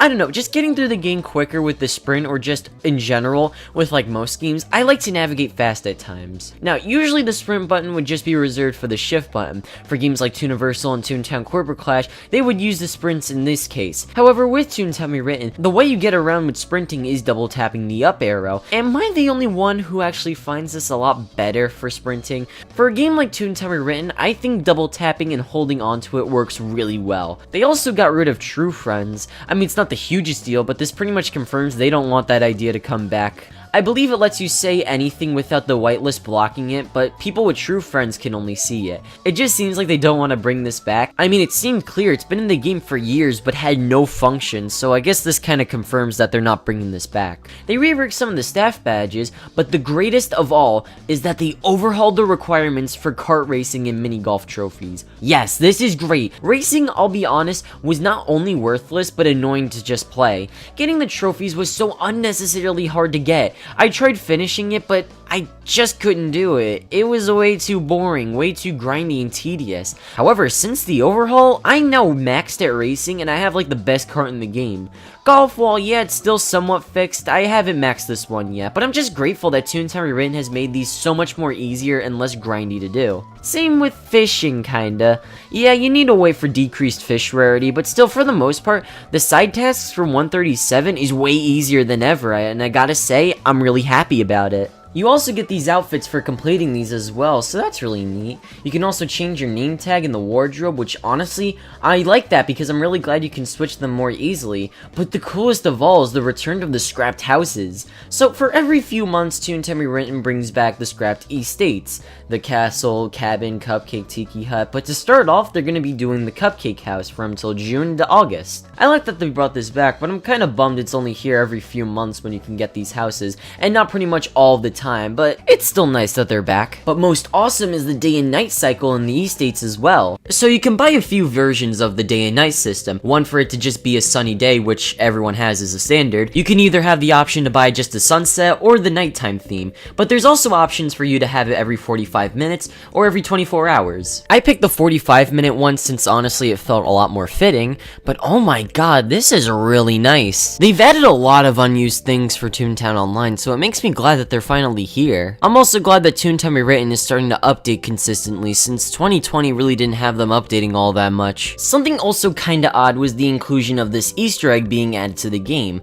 Alright, so if you know this YouTuber Captain Tom, which by the way you should go subscribe to his YouTube channels, he makes really good videos. They're more so just short meme videos with Toontown, and they're really fun to watch. In his Toontown speedrun video in the warehouse balcony, he made a joke about the famous backwards long jump from Mario 64 in the video. I guess you see where this is going. So yeah, going going into the balcony and hitting control and facing the back stairs, you can do the Easter egg, which is really funny, I won't lie. It doesn't do much other than the fact it's here as a joke, but it's really funny how they added this as a neat little reference. And the last thing that Toontown Rewritten has done this month was add LGBT terms to the game. I think that's actually really cool of them to actually add those terms during Pride Month, so that was really cool for them. But here's my only problem with it. I can now unironically say your mom is gay in Toontown Rewritten. Yeah, so no one used the Pride terms, at least what from I saw, seriously. Everyone was exploiting the hell out of these, and I'm sure they aren't the way Toontown Rewritten wants people to use them, but let it happen anyways. It's weird because I remember this being the exact reason why they were hesitant to add it in the first place. Now, correct me if I'm wrong, but I remember one of the former community leads, Quentin, had said he wanted this, but weren't sure if it'd get exploited or used seriously or something like that. Not because they didn't want to, but it felt like it just wouldn't be used properly. And well, they were right. But yeah, I'm fine with this being in the game. It makes sense. I mean, yeah, relationships have nothing to do with the game at all, but it's nice for them to be added here during Pride Month. Yeah, that kind of reminds me when Toontown Rewritten got called homophobic for not having this in the game. It's not a joke. People were actually saying that on Twitter when that whole Black Lives Matter thing was going on with Toontown Rewritten as well. When... no. I can understand why they were worried on adding them. Hell, even some servers still don't have LGBT terms in the game, but does that make them homophobic? No, of course not. Well, pretty much the entirety of the Toontown community is very supportive and loving of these people. But for the longest time, I could definitely see why they were just a little worried on adding them. It's a huge gray zone. Will they get exploited or will they get properly used? Well, the answer to that is both. But bottom line, that's really cool that Toontown Rewritten added it to the game for Pride Month. I just find that they should probably tweak it a little bit so people don't, exploit it. But yeah, that should wrap up June. There was some other small tweaks from Toontown servers as well, but let's be fair, does anyone care? Probably not. On to July.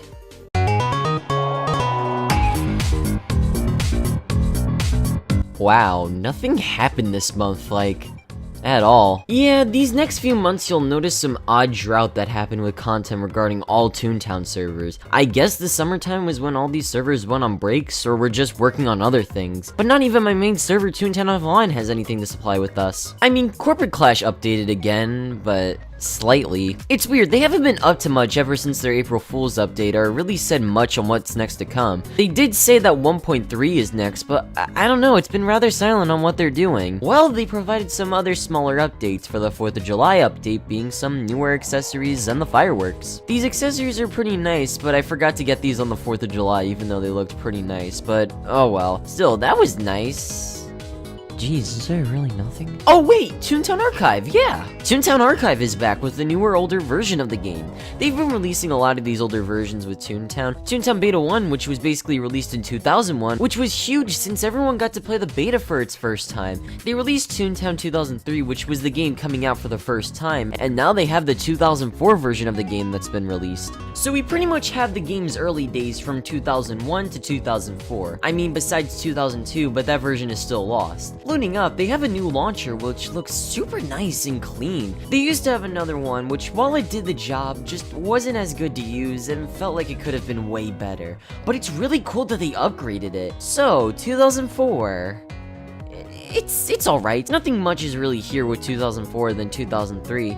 I mean, we do have Sub HQ, which is in the 2004 version, and stuff like jumping is how it is in the original game. The estates are here. The speed chat is now completely different from how it is in the main game. Just some changes. It's basically just Toontown, but in its earlier stages. It's cool that we pretty much have this version, and that it exists, and it's playable. Nothing too much can be said, but it's Toontown, but in 2004. However, something really cool that they did was with the Toon transfer in the launcher. You could click on the old data that you had from Toontown 2003, and you have this fully playable area with it transferring your data. It's pretty much just a white area, a void, but you can throw these pies pretty much. I had this wedding cake over here. You could basically throw this around and just wait for your data to be transferred. And after it's done, you go through this portal, and then it's transferred. It's really cool that they have this thing here. I really love that attention to detail. They really didn't have to do this to something that simple. And yeah, going over here, you can see that my 2003 Toon is now transferred from 2004, and that's really cool.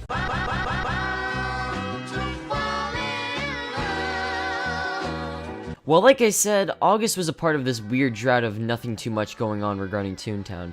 Sure, outside-wise, there was some things going on, but really nothing too much for me to talk about. However, there was actually more updates with Toontown Offline regarding its endless building coming to light. While I could tell you a lot about behind the scenes, I can't because I'm not allowed to. However, there have been some public teasers with this image. It was also shown that it was going to be a part of the 1.1 update for Toontown Offline, which will also include the prop generator, but the server list and endless building. That's pretty cool since it's an all-in-one. This picture shows something called the solution, showing blueprints, a message, and a building that looks very similar to the Ritz-Carlton in the scrapped plans for Toontown.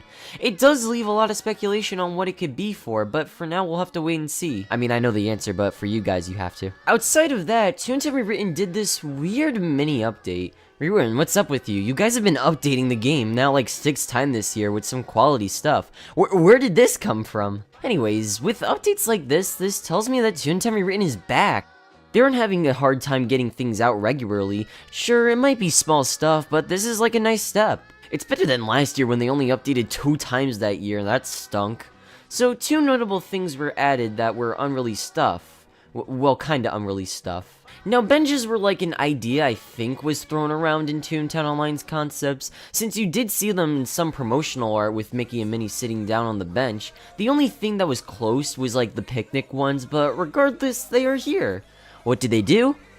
Absolutely nothing. Alright, before everyone calls this a bad update, what the hell were you expecting with something called the bench update? Or really, this update at all. Like, this was a small bonus update for fixing and tweaking some things while adding some things to the side. I felt that this would have been more at home for the 2.9.0 update, but to be fair, I'm pretty sure they came up with these ideas after the update, so can't complain much. All you can do is just sit in them and enjoy the view. They're present in every playground besides Acorn Acres and Goofy Speedway. You can zoom in, zoom out, change the camera angle, and that's really it. Nothing too much to say other than, well, it's here. Another thing that was unused was the merry-go-round. In the game's files, this was always here, fully textured, but never really used. I don't know why it got cut, but it was always known as that one weird thing in the game's files that just never got added into Toontown. Well, it's finally here and added, and it's really just a toy to play with. You jump around, get dizzy with it, and that's kind of it.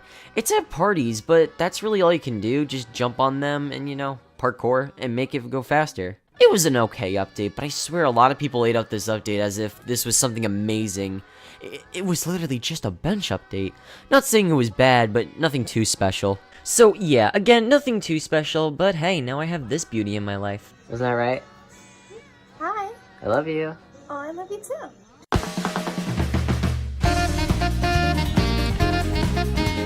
September was a time to remember. The month on September 19th, Toontown closed for now.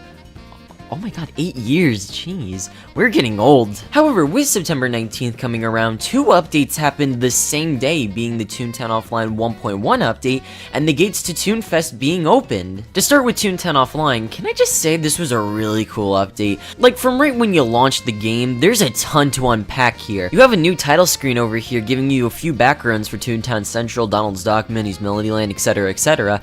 The menu here is really well done with these Toontown Japanese icons. The options for the game are more available over here. And yes, finally, you now have the server list that's pre-installed into the game, and you no longer have to check Discord, which is actually really nice. All of these improvements to the title screen alone are just really well done, but this is really only just the beginning.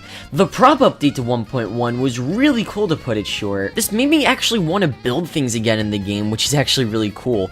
To put it into perspective on how prop building was before the update, while prop building was definitely okay, you just needed to do a lot of scrolling, and scrolling, and scrolling, and scrolling for what you wanted. You could type it, which I guess is okay, but still, having it all available in a menu makes you know what you want and makes you open to using some other props as well. Clicking on the mouse a million times is not really something you really want to do, but having a menu gives you more of a Gary's Mod kind of feel. They organize the pages having certain sections for what you want, like shapes, buildings, and doors for you to use, and other little props as well. We also have other things like street pops, and speaking of, Toontown Offline added brand new props to this update, and there were a lot to say the least. nice. We have things like streets. I'm just saying, I've always wanted to make my own streets with the level editor, but not only is it very broken and annoying to use, because if you accidentally click minimize, it crashes the entire thing. That, and I never really knew how to actually put it in the game, but here, it's a lot easier and user-friendly to make your own. A few of my friends also had fun with this, and I did too, playing with it. Stuff like doors and windows and walls were new here, along with the streets like buildings as well. However, some of the cooler props here were the additions of the Toontown 2.0 props. You know, that game that never really came out, but they've been ported into Panda 3D for them to be used in Toontown Online. Some being the Toontown 2.0 Toon Hall, the Powerhouse, which is actually really cool here, some of the street lights, the Hypno Owl, the stop sign, and the coolest one here is the field office. And yes, now you can make a field office joke. Guys, look, Toontown Offline added field offices before Toontown Rewritten did. More things like hot tubs, yeah, Toontown Offline and Fellowship got them. Barricades, fire, yes, you can commit arson in Toontown, and I think the best, collisions. Finally, collisions have been the thing everyone's been wanting. Being able to walk up things, restrict you from going to certain areas. I'm just so happy it's here. It's a cube, but you can adjust it for how you want to use it. Also, something cool is the bottom feeder. If you watch Smokin's animations, you'd see this guy here, and he's present in the game. I think this is a cool thing to talk about, is that you can give select props animations. Like the bottom feeder prop has a few animations, the street mailboxes, and a bunch of other things you can toggle with animations, and they are really nice. It's just more for me to say why I love this revamp so much. It not only redoes some of the things that weren't as good with the original prop building, but it redid it in a way that's easier and way better to use, but added a lot more to make it even better. Even when preparing for this update to come out, hey look, you can see the building I made in the trailer. I was actually working on this building to see what I can do with the prop update. And well, I had a ton of fun with it. Making this was a lot of fun. Yeah, it did take a while for me to actually put it all together, but it was really nice to get everything over here and ready for its launch. I have to say, this portion of the update alone was really nice to play. To have everything redone, all these brand new props, a better way to build things, and more customization with this update makes this one of the highlights for Toontown Offline this year. So, with that out of the way, let's talk about the Endless Building.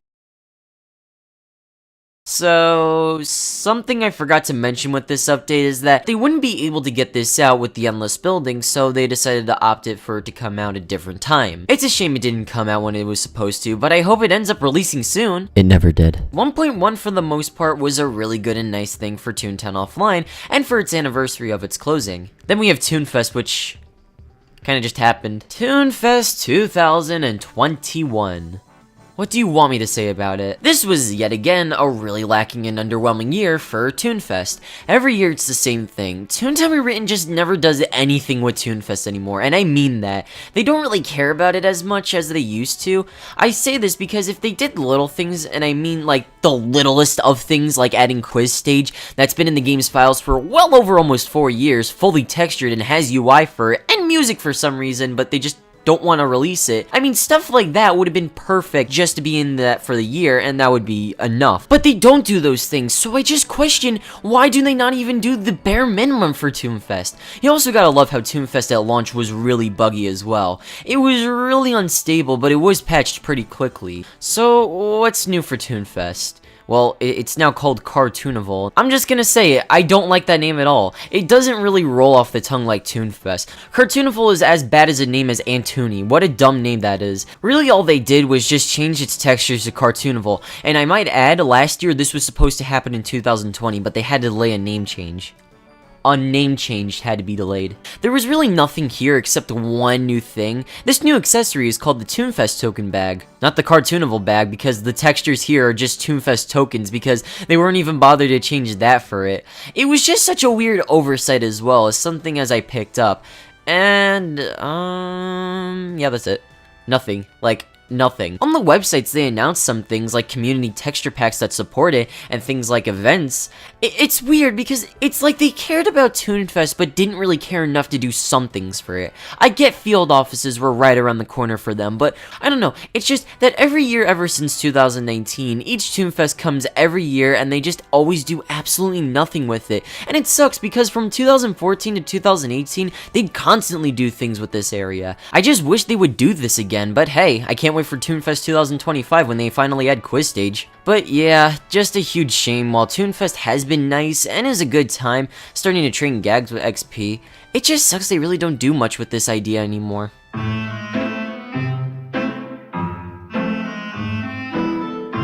Well, here we are again. Each Toontown server once again is here to do their own thing for a Halloween update. I'd say some stuff with Toontown were written, but it was kinda just the norm from them this year. Get a pumpkin head, bloodsucker invasions, black cats, and the Halloween decorations. That's basically for some of these other servers. Something interesting that happened with Operation Desert Storm was that they were supposed to update something new for its Halloween update. They were talking about it and showed some screenshots, but it never came out. They said it's not here, but will eventually come out. They even said they would release it in November, you know, after Halloween. I mean, yeah, very out of place, but hey, it would have been nice to see what happens. But it never released. Some screenshots were here, but yeah, nothing. But when in doubt, Tooniversal will help you out. It's basically the same thing they've done, just the Halloween town, and the tasks are back for what you can do. I mean, Tooniversal did do another update, but I'll get into that in a second. Okay, so those were the three ones not going for much this year. What about Clash and Toontown Offline? Well, Toontown Offline had some pretty cool newer stuff for its Halloween update. Basically just new cosmetics for Toontown Central and some of the other areas to the game, to give it a cool Halloween feel. I like how they changed the icons and gave the buildings a much more Halloween flair to it. It's really nice. Just a shame no one really talked about this update all that much. I thought it was really cool. Next we have Toontown Corporate Clash's 1.2.5 update, and holy hell, where have you guys been this entire year? Has anyone noticed Toontown Corporate Clash has not done anything major or really worthwhile for the past 8 months? Like, their last major update they did was the OCLO. I mean, sure, the April Fool's update and like the 4th of July were stuff, but they were just small minor things in the way, and even then they were like 2 minor things that were spaced out from the span of 4 months. 1.2.5 in my opinion is when they finally did another true update showing all of this. Racing getting more items to play with, 8-player racing, which is actually really nice, the fact that you can now buy carts by just using jelly beans. I have to say they really did improve a lot with racing. I was playing this constantly looking for groups when this came out. Well, sure, ODS did this first with new items. It's just cooler and more accessible on Clash. I played this a few times and it can definitely be really chaotic. They have items like lightning, quicksand, TNT, cream pie slice, pixie dust, and cog teeth. They did unfortunately get rid of the anvil, which while it was an annoying item, they definitely did make racing a little more fun and like frustrating and a bit cautious, I guess, but they did make it up for the cog teeth being there for the most part. Now with the new items in 8-player racing, I just really hope Clash will one day do what Tooniversal did and maybe consider adding a new racetrack, but still what they did with racing was really cool. For Halloween, they did their usual, bringing back the crafting system, and they introduced something really cool, the Battle Pass. Yeah, no. Oh, that kind of looks like the Battle Pass. That shit look like the Battle Pass. That's what I'm saying. Google, show me this guy's ball. The Battle Pass, I will say, is a cool feature in the game. By killing cogs and doing other things, you get more points towards the Battle Pass. You can get cool things like the Saiyans backpack, clown shorts from the clown cogs, and a bunch of other cool things. This was a really fun idea. A Battle Pass system for Toontown, I have to say, that's a really cool addition for the Halloween update. I got so into it to the point it ended, I kinda wanted to keep unlocking things. And I won't forget things like Counterclaim coming back with Sans, and it's great because I missed out on last year, but now I finally have all of the lawbuts in my sticker book. It feels very complete. But we can't talk about this update with them bringing back the new board games, Tuno and Chess. To put it short, Tuno and the racing things is what got me to play Toontown Corporate Clash a lot more often. Tuno was probably the funnest thing to come out with my friends and some other people, but playing this was very calm and just a nice reason to get on. Then they added house rules to it, which, well, it wasn't bad, I just don't really like the house rules. It sometimes is a little annoying because they're always on every match I go in. Like, yeah, it's cool for the option of being in there, but I always like classic Tuno better with no house rules. That's just my preference. I loved playing Tuno with random people, it was always really nice. And also, chess is here as well. And I'll be totally honest, I've never played chess before, but I somehow still won a game against someone. What can I say, I'm just a fast learner. Then, of course, we can't talk about 1.2.5 without them removing gender in the game. I mean, it's nice they did. I'm not gonna cry about them removing gender like some people. I mean, at the end of the day, my Toon still looks like a guy. And while, yeah, I now have the ability for Anthon to look pretty in the game, for the most part, it's really easy to tell I'm still a guy, and getting rid of a gender really does not matter much to me. I guess it's a nice little feature they added. So, cool stuff from Toontown Corporate Clash with their 1.2.5 update. Pretty much everyone besides Toontown Offline and Toontown Corporate Clash kinda did the same thing as usual. I mean, ODS was going to throw its hat in the ring, but I guess gave up for some reason. These updates these servers provide this year wasn't bad.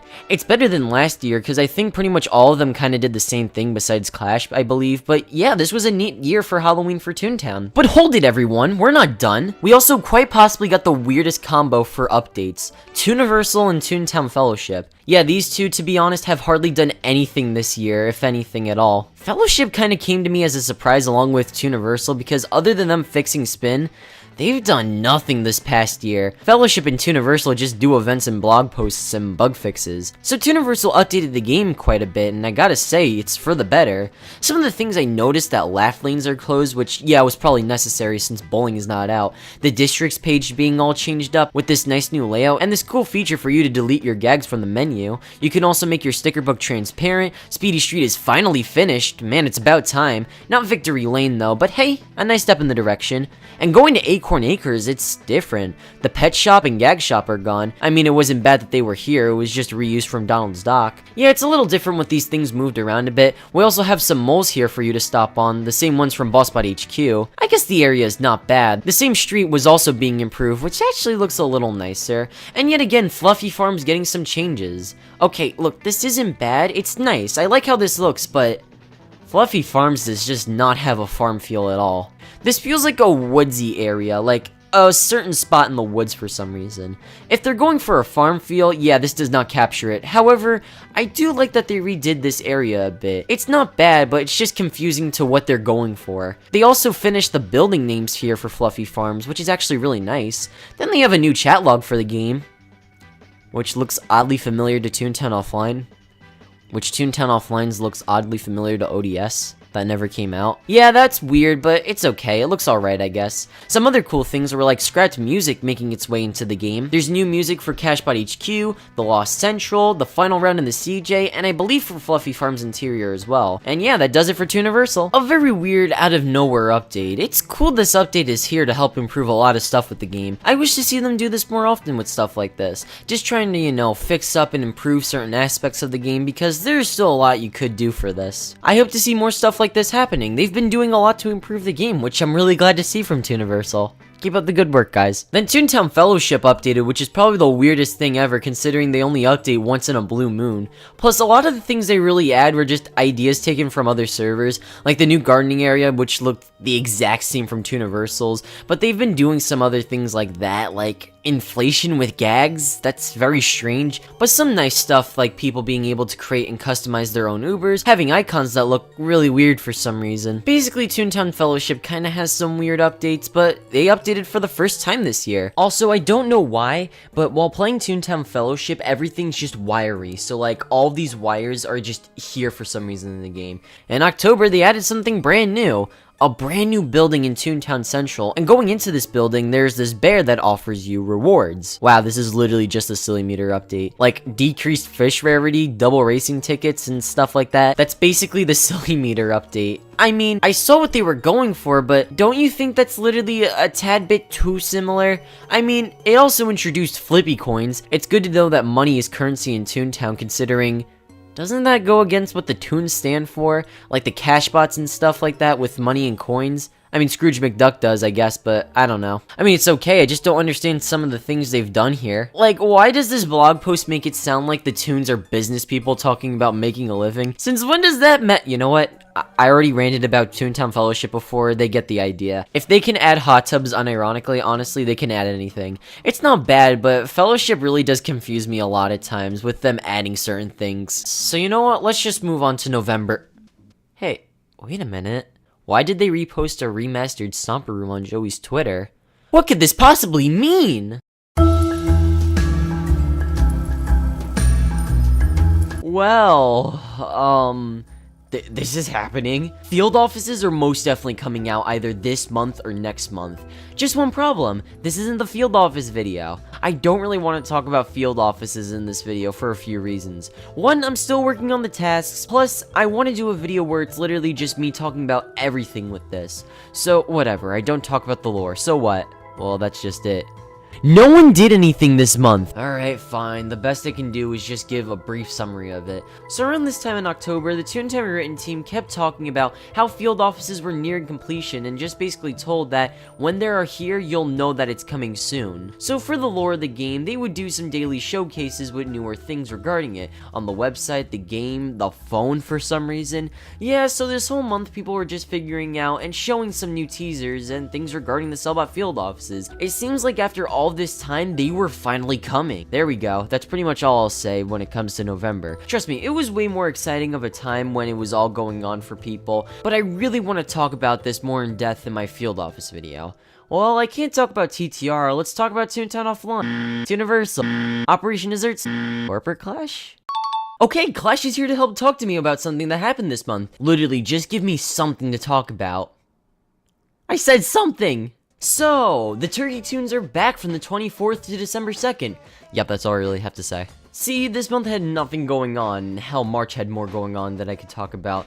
But yeah, Turkey Tunes are here. I kinda made one just to say I can have one. The model itself is fine, they just do this every year, but yeah, if you haven't got him from the past years, here he is now. Alright, enough of me dragging on with this month, let's just talk about December already.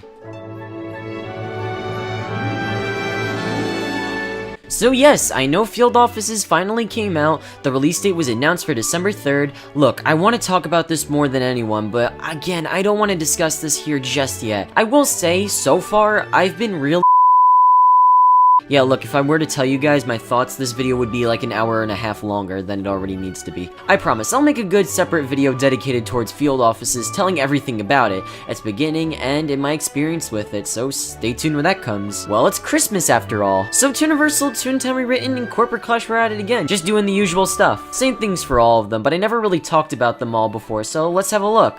Toontown Rewritten just keeps everything standard. However, something cool is that they have a new secret gag. Getting some snowballs here and going to the cogs and go fighting them, you can use the option to use snowballs as an attack. Though, it's completely worthless because it only really does 1 damage and you can really get nothing out of it. It's still cool and a nice Easter egg with it, but for the most part it's been usually the standard with Toontown Rewritten during Christmas. However, we have some usual things from them, like the ability of getting your snowman hen through the tasks, and the deer and the bird giving you some tasks as well. When you're a deer and given the option, you can actually have the option of getting a red-nosed reindeer, which is actually really cool. And also the log cabin being a part of the catalog. What's actually a cool Easter egg with the log cabin is that you can actually jump into the chimney and it'll let you go down through into the house. It's a really cool Easter egg that they did with the cabins. Also, I gotta say, the cabins look so cool, I'm glad they are back. Universal has the Santa Paws missions for you to get some outfits from him at his sleigh in Toontown Central.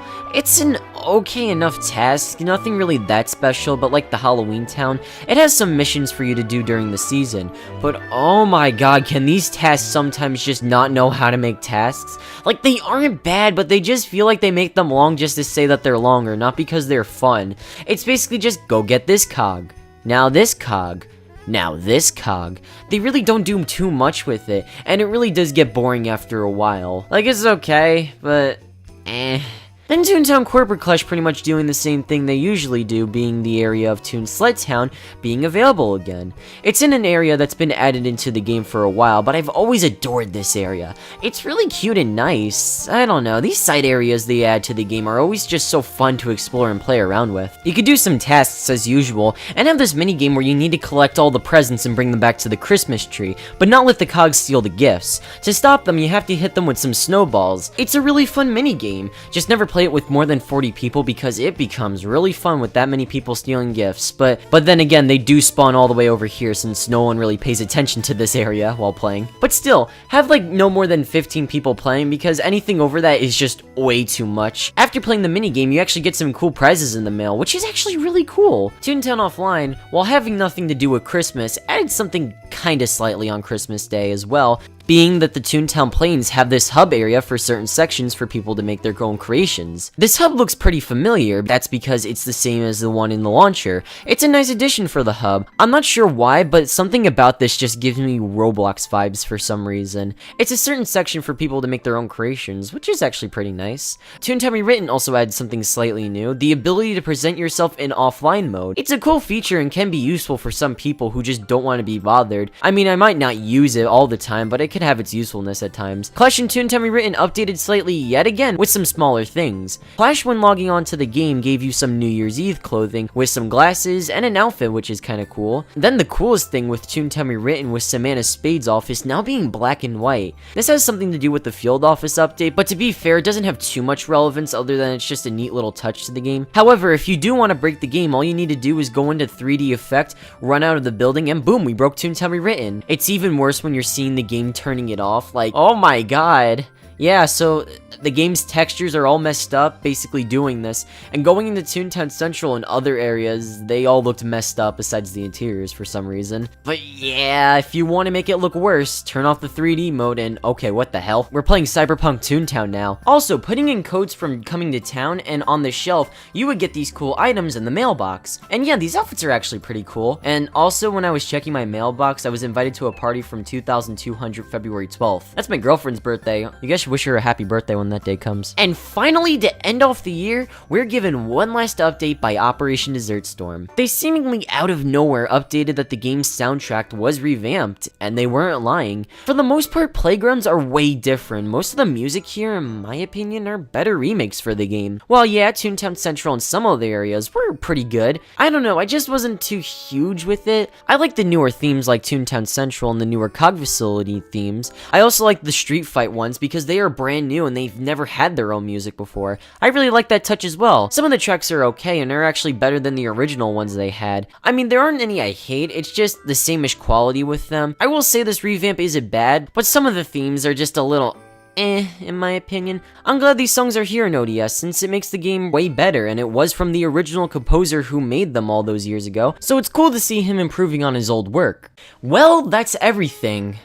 Oh my god, that was a lot. So to wrap up this video, to put it short, it was a really big year for Toontown. I know people say that almost all the time, but for real, the past 2 years, a lot of cool stuff has been happening. 2021 pretty much picked up where 2020 left off, as how lots of things were happening. Sure, there were times for 2020 with nothing much going on, but for the most part, each month had something happening. Little or big, it was still jammed-packed with stuff going on. While it was definitely a very long year, I think it was a really cool year for Toontown. Huge things like field offices, the OCLO, Toontown's 2004 client, and the preservation project, and some crazy events done by pretty much every server, and all of them updated pretty frequently this year. Toontown Rewritten is back on their feet again. Toontown Offline managed to keep updating really often when some of the other servers weren't. However, for the most part, they actually got some cooler updates like the options update and prop revamp. ODS is back in a way with updates. I could see 2022 being another solid year considering the fact we have a lot to look forward to, like the Endless Building, OBS, Toontown Galaxy probably seeing some release. Imagine if that game died for a stupid reason. Oh boy, look at that. COG Invasion releasing as well, and probably seeing SOS. There's a lot to come for 2022. Will any of it come out? Well, maybe. I could probably see a lot of stuff like this making it into the year, along with some random updates from Offline and Rewritten. I hope Clash can have some random updates again like they did with 1.2.25, and whenever ODS did some random updates, they were usually cool as well. However, whatever 2022 brings us, I can't wait to see it. Anyways, this wraps up our journey. Damn, that was a really long video, but yeah. Thank you guys so much for watching this through, and I'll see you in my next video. I'm going to take a long nap now.